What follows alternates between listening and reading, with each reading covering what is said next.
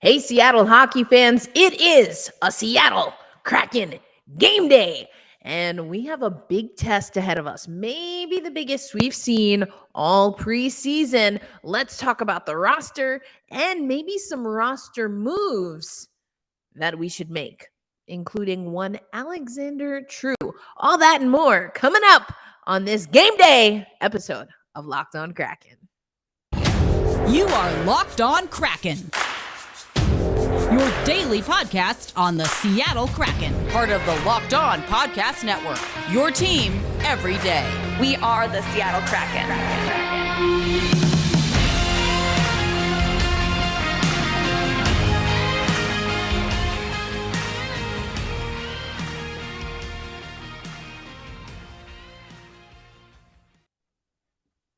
Hey, Seattle Kraken fans, welcome to another episode of Locked On Kraken. You know me, I'm your host, Erica L. Ayala. Thank you for making us your first listen of the day. If this is our first time engaging, well, danke. Thank you for tuning in and welcome to Locked On Kraken. As I mentioned in our open, it is a Seattle Kraken game day. We're on the road against the Vancouver Canucks. If you've listened over to Mike Benton and the crew over at the Seattle Kraken audio network, then you know we have never won a game. We have never won a game on Vancouver's ice. So we've got some work to do. Mike Benton, if you're not familiar, works with, again, the Kraken. It's the Kraken audio network over at KJR, and they do Kraken this morning. So was able to head over to the ice for practice, just a little quick tune-up as the team hits the road. And so I'm not going to play the audio here. I'm going to leave a link in the show notes for you to listen, but just a few notes. As I mentioned, the Seattle Kraken have never won against Vancouver at Vancouver. So trying to make a little history. I know, yes, I know, even though I was a little dramatic in my cold open yesterday, I know it's the preseason. I get it. But these are important repetitions for a team like the Seattle Kraken. All that being said, I'm going to take these off. Let me take you over to the roster that we will be seeing today. So I've been focusing mostly on the Seattle Kraken roster if you've been watching on YouTube, but I'm going to walk through or read through some names for both teams because, like I said, this is going to be a test. This is going to be a test for the Seattle Kraken. So we have, for the Seattle Kraken, it's going to be Martin Jones and Joey Daccord again as our goaltenders.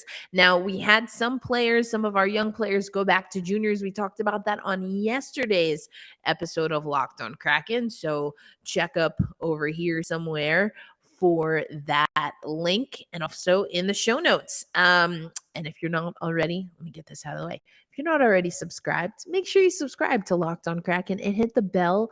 That will give you notifications when we upload a video. You probably got an notification earlier today because we uploaded an Alexander True video. We're going to talk about Alexander True a little bit later in the show. All right, back to the roster. So we have for defense, Will Borgen, Cale Fleury, Gustav Olofsson, Michael Kempney, Riker Evans, Petro Sepala, and Mike Tennyson. Those are your D pairs, or D-core, I should say.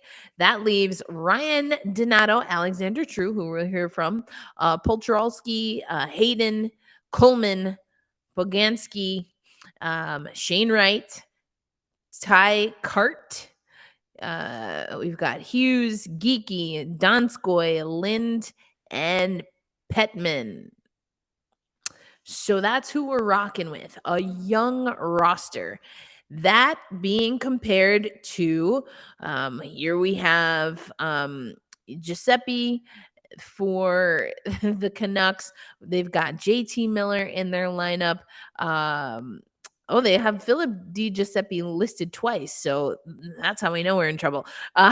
We've got Quinn Hughes, Elias Pettersson, and I mean, it goes on and on. I also posted this on Twitter. For those who follow the show on Twitter, you should definitely do that. So, you know, we are going up going up against an NHL roster. Let me adjust my seat here. We're going up against an NHL roster here, folks. And, you know, these young guys are going to have to show that they've got what it takes. And that's going to be critical. Another thing that I want to point you to, and this comes again from the Kraken audio network, Mike Benton doing great work. Got to meet Mike last year at around this time at training camp, but the lines have switched up. They've swapped a little bit here. So I'm taking you over to this article. Let me make this a little bit bigger for those watching on YouTube. So some of the lines that we see is McCann, Beniers, Burakovsky, Tanev, Hughes, Donskoy, True with Poganski and Carte. I think I'm saying that wrong. McCormick, Petman, and Froden, Dunn, Larson, Evans, Dunn, Larson, Fleury, Evans, Sapala, Rafferty, Schultz, Tennyson. Now we can already tell that these lines are not going to be what we roll out because these are not all of the players that are listed on the active roster for today's game. But the lines are getting swapped and switched here. Schwartz, Eberle, with Wright as their centerman was something that we saw. Guy with Hayden and Coleman. Gord playing left wing. Wenberg and Bjorkstrand along with him. So the lineups being swapped. Mike Benton in his article, again, link in the show notes, talks a little bit about what some of that transition has looked like and how it will fare for the Seattle Kraken. So I'm not expecting too much from this game by way of wins, losses. What I think we're going to see in this matchup is some of the young guys really getting experience, going on the road, getting that professional NHL experience. So we going to have to tame our expectations. As nice as it was to have put a 3-0 shutout on the record books for 2 games in a row, I'm hard pressed to say we're going to get that again. I'm really going to be looking to see, though, what Martin Jones gets in front of net. Martin Jones really didn't see too much action in that 3-0 game earlier in the week against Edmonton. And so we'll see how the Seattle Kraken play in front, especially knowing that, again, they're not going to have some of those veterans. They're not going to have Yanni Gord, for example. They're not going to have Wright with Schwartzy and Schultz, with Eberle and Schwartz. Schultz is in my head. That's going to take some adjusting. Schwartzy and Eberle will not be with Wright. That's what I'm trying to say there. There we go. I got it. 5th time or whatever around. Anyway, that being said, that takes me to a conversation that I have been having over the last handful of days, and we have been having also in the comments on YouTube. And I want to take us back to Alison Lukan, because I said that we were going to get to a leadership part 2 with Alison Lukan, and I feel like today is the right time for that, because with Alison Lukan, I've been talking about those bridge contracts, those 1-2 year contracts with someone like Schultz, Justin Schultz. So not Schwartz, not Jordan Eberle, not Gene Schwartz, not Jordan Eberle, but a Justin Schultz has one of those 1-2 year contracts. And I'm curious how that can boon leadership for a player like Shane Wright. But Shane Wright's going to be on his own. And we've been talking in the comments about maybe his disposition when he's with his age peers as opposed to with his overall Seattle Kraken peers. And let's go to Alison Lukan regarding leadership and how important that is for the development of someone like Shane Wright. So we're going to talk about that next on Locked On Kraken. Right now, I want to tell you about Bet Online. BetOnline.net is your number one source for football betting this season. You can find all the latest player developments, team matchups, news, podcasts, and of course, in-depth articles and analysis for every game you can find. And yes, of course, we know it's football season, but hockey season, baby. We get into October this weekend, and that's hockey season. And we are going to talk about some of the over-under odds for the Seattle Kraken. We're going to talk about some of the odds for, who's going to be the best defender in the NHL. We're going to talk about that next week on the show because, do I have some thoughts. Yeah, we've got another Locked On NHL poll, and I have some thoughts. But remember that betonline.net is the fastest and easiest way to check in on all your favorite games, events, including, of course, MMA, boxing, golf, the NHL, MLB. What are the odds that the Mets and the Mariners will continue on? We see what the Mariners have been doing. We're waiting on to see what the Mets are going to do. Either way, BetOnline is where the game starts. Okay, Seattle hockey fans. Shane Wright. We know the death stare was a big conversation. I know that Ron Francis first and then Shane Wright followed suit. I was just looking at the camera. I still don't buy that, folks. I'm going to keep it at 100%. I don't buy it. He was looking at someone or thinking of someone while he was looking at that camera. I'll tell you what, I stand on that. But we've also talked in, again, the YouTube comments. So if you're not following on YouTube, check it out because we've been talking about Shane Wright and some observations about Shane Wright. The thing is, if he's a little bit of a hothead with his peers, that's not the end of the world, But then when Pops rolls around or your uncle, or whoever you got that's a little bit older who you want to impress or you want to emulate, you calm some of that down. And so to see Shane Wright on a line with Schwartz and Eberle, I really like that. But that brings me to leadership. Eberle, Schwartz, players like Oleksiak, Larson, they're not the only veterans on the Seattle Kraken anymore. We've got some veterans that I think were brought in to boon the offense while also not handcuffing the Seattle Kraken into unfavorable contracts. Let's hear what Alison Lukan told me last week about leadership and some insight that Alex Wenberg gave. And so what that means specifically is we look at Shane Wright, we look at Matty Beniers. There's every reason in the world to be excited about these two guys, but there's also every reason in the world to understand that they are still developing. And so to watch how that progress goes, how they handle it, there's all kinds of different things that will happen to these two players. Matty Beniers was a point per game guy last year.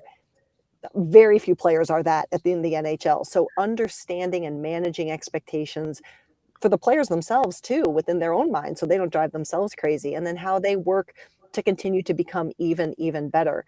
And the flip side of that is, even though they're going to continue on their development path, sneaky key to success for any Stanley Cup winning team, in my opinion, is to have strong center depth. And they've got this. You can look at teams like the Pittsburgh Penguins. They got Sidney Crosby and Evgeny Malkin through the draft. This is how this stuff starts, people. And to have two young players who play center is just so huge. So I'm going to be watching the center depth. It's great to have too many centers. How does that shake out? Who plays where? What is this is something Alexander Wenberg talked to us about yesterday as well. What is the identity of each team? Each line, because each of our centers is a little bit of a different animal, and that's important and good. Looking at that. And then I think another thing I'm watching that I am familiar with from my time in Columbus too is, what does leadership start to look like on this team? Right now, there is no captain. There may not be a captain. That's totally fine. That's totally fine. Leadership can look different And what happens inside the room isn't necessarily what we as fans see or know. So watching this group evolve, regardless of who has a letter, who doesn't have a letter, what letter it is, I think this is a group of leaders that's really excited and focused on taking the group to the next level. So watching that's going to be interesting for me too. Ooh, so many great things. Rich at the roots. I love that.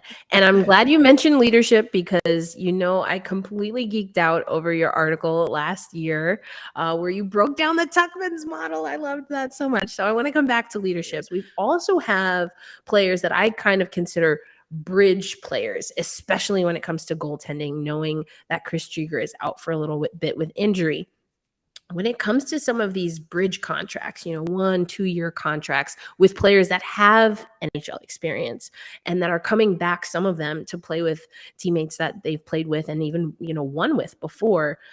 What do you make of that type of veteran leadership mixed with what one of our other Locked On hosts called the FC opportunity of Shane Wright and Matty Beniers really having time to cut their teeth at the NHL level? How do you see that balancing out between, again, those kind of bridge contracts and those veterans and some of the younger Seattle Kraken skaters that we might see at the top level this year?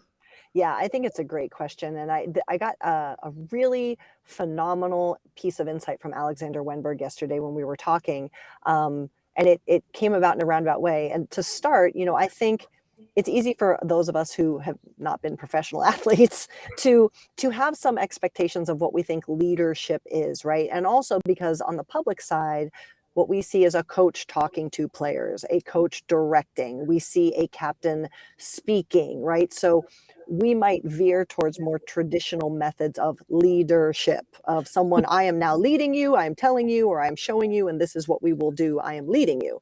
But, I think that particularly in sport, this is just an observation, and again, informed by what Wenberg said yesterday. So I knew already that Oliver Bjorkstrand's game really rounded out because he watched Artemi Panarin when the two were together in Columbus. And it was something Bjorkstrand would speak about and you mentioned this, the key skill of being hard on the puck and possessing the puck. He never really sat and talked to Panarin, not because he couldn't, but that just wasn't what they were doing. But he watched Panarin. He watched how he played. He watched things he did with his stick, with his body, with the puck. And then he started to bring that into his game in his own way. And it really elevated him. It took his game to the next step. And Alexander Wenberg said he actually learned a lot from Barkov when he was in Florida in the same manner when we were talking about how Bjorkstrand learned. So I think when we look at these veterans coming in, be it for a short time or a longer time, that's why I think that veteran leadership is so important, and why when you talk about even an Andre Burakovsky coming in who has 2 Stanley Cups, right, is that the idea is that it's not just what this player can do on the ice, but it's that this player prepares, practices, plays in a manner that can contribute to getting a Stanley Cup. And so even if he never says a word to Shane Wright, or never says a word to Matty Beniers, or never says a word to Jagger Firkus when he is playing in training camp or what have you, it's that these young players get to see. They get to see an object lesson. And in my opinion, so many professional athletes are visual learners.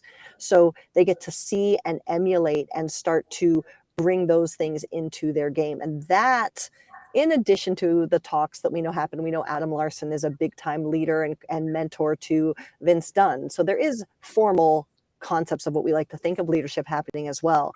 But I think it's those nonverbal and just those object lessons coming through too that are going to be huge, and where these, even if they're shorter term, like you said, contracts of veterans can really help this team. I love that. I love that so much. It's like what we say, representation matters, and knowing that you have a leader that knows how to get it done. And you to your point, you hear this across all sports.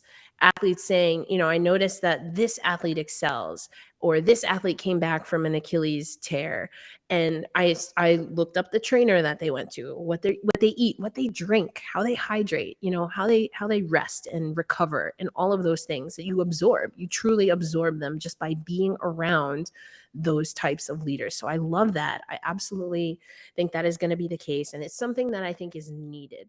I think, as you know, in this house, we stand all things Alison Lukan. I'm going to have my full conversation with Alison available over the weekend Also, I haven't forgotten, I hope you haven't forgotten, but tomorrow you're going to get that clip on positionless hockey. That's right. We're talking about it tomorrow. But today, there are veteran leaders. We know that the Seattle Kraken have a number of leaders and players that are stepping up, and they're maybe like baby vets, maybe like a Vince Dunn, who have won championships. That being said, nobody on this roster has won a championship being the elite level, the ace, the go-to.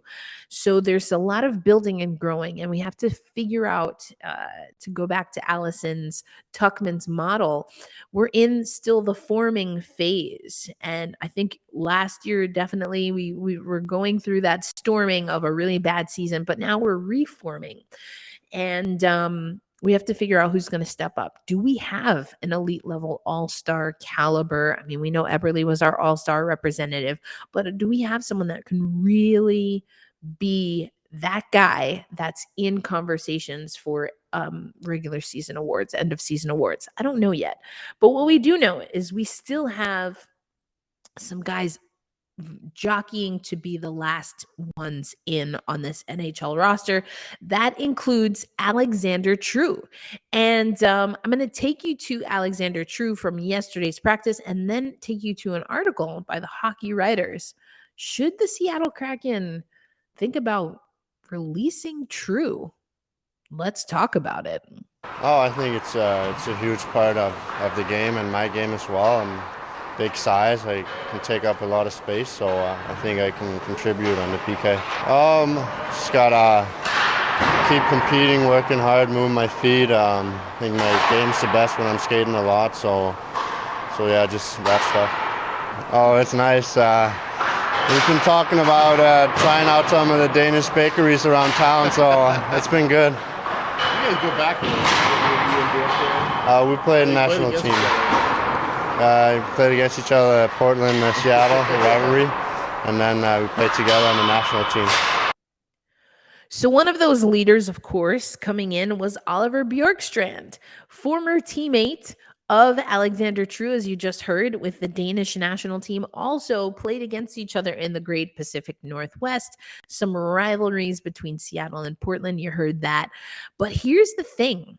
Alexander True, is he someone who is wasting away in this Seattle Kraken roster and lineup? So he signed a 1-year, 2-way deal. I want to take you to this article. This is, again, the Hockey Writers.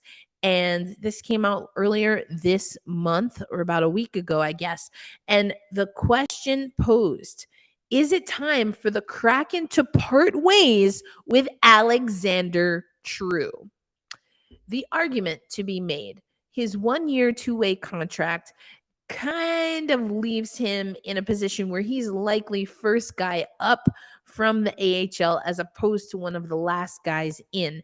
That's because Burakoff Street, his homie from Denmark, Bjorkstrand, we still have to figure out where Shane Wright is going to be. Then there's Polcharski, Ryan Donato coming back, Carson Coleman coming back, and then Daniel Sprong with that PTO really throws a wrench. Is there even room on this roster right now? I talked about it a little bit yesterday, but a lot of signs pointing that he's going to be with the Coachella Valley Firebirds. Now, he had a great season with the Charlotte Checkers. As down here, we've talked about that on the show. And if you haven't checked it out, check out our playlist that covers the Charlotte Checkers from last season. Joy Decord is in there, Max McCormick, who I've mentioned.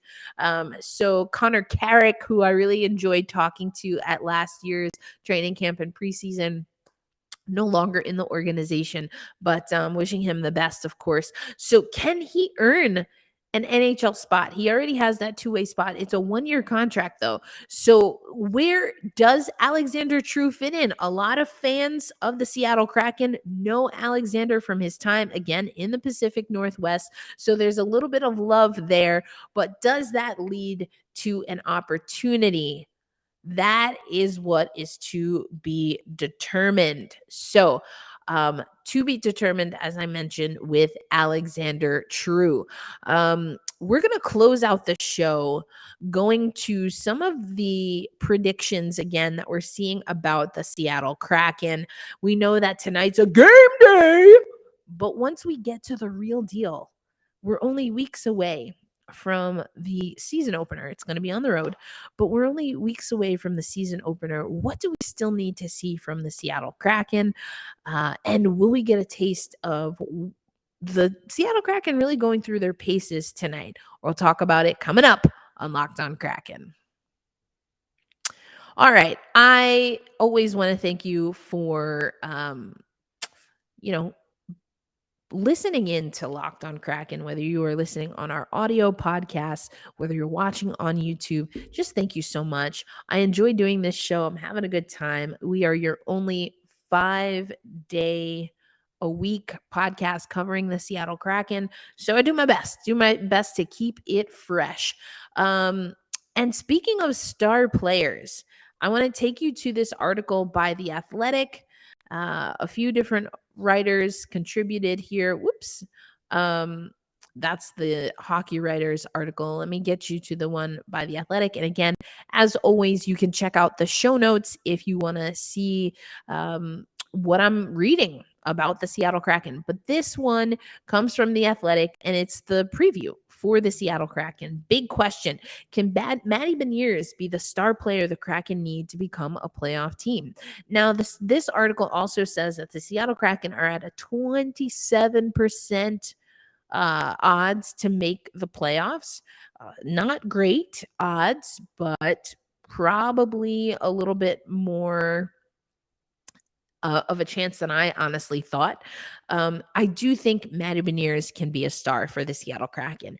And I think that they'll need more than Matty Beniers, because once the rest of the NHL figures out that they want to work through Matty, and again, someone on YouTube had mentioned this, just looking at the power play and it being a little bit too direct, looking to feed Matty Beniers maybe a little bit too much, they're going to need something else. So is that Shane Wright? I don't know that it's Shane Wright yet. Is it Burakovsky? Is it Bjorkstrand? I don't know. I still think we lack that, again, top tier type of star, though I do think Matty Beniers will grow into that, but he can't do it on his own. There's a lot of things that needed fixing for the Seattle Kraken team. I've said defense. I don't know that we've booned our defense as much as I personally would like, but we shall see. So that's a big question. I mean, other questions for the Seattle Kraken team, as we see here. Can Philip Grubauer bounce back? We've been talking about, is Steve Briere a goalie whisperer?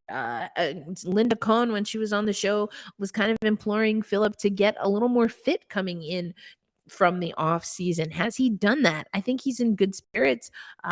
We won't see him tonight, but that's a big question mark. I know I keep mentioning it, but it's the biggest question mark of all.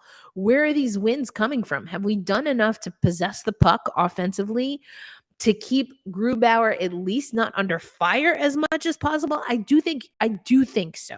From what we've seen from preseason, I do think that we are going to have a lot more possession and a lot more intentional possession. I don't know that that's going to lead to goals. So far in the preseason, it has. But again, tonight is going to be a good test for the Seattle Kraken. Okay, we've heard from Alison Lukan about leadership. I've put out a question. Is it time to move on from Alexander True? So I want you to respond. That's our question of the day. Will True be with us? Is he true blue? Is he true blue with the depths? Is he holding fast? Is he staying true? All the puns, all the puns, all the puns. Are we keeping Alexander True, or should we make way for him to have success somewhere else? Let me know what you think in the comments. Again, make sure, if you don't already, that you set your notifications when you subscribe to Locked On Kraken on YouTube, because I will have the full interview with Alison Lukan.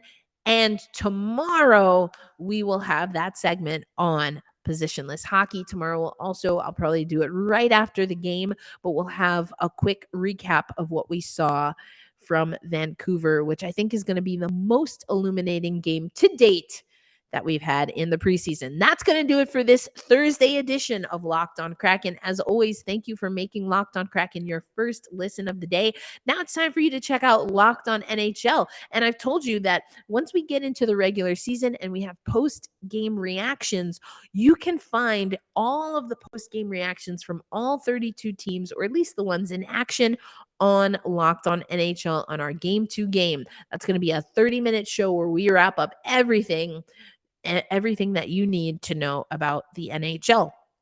So make sure you head over to Locked On NHL now that we're done over here at Locked On Kraken. I'll see you tomorrow. We're going to talk about positionless hockey. We're going to recap Vancouver. And of course, we're going to get back to our Firebirds content on Fridays because we've had some signings and we're going to see what that roster is beginning to look like. Until tomorrow, be kind to yourself. Please be kind to one another. Send some good vibes and prayers for those in Puerto Rico, in Florida, and other places that have been impacted and will be impacted by hurricanes in the area.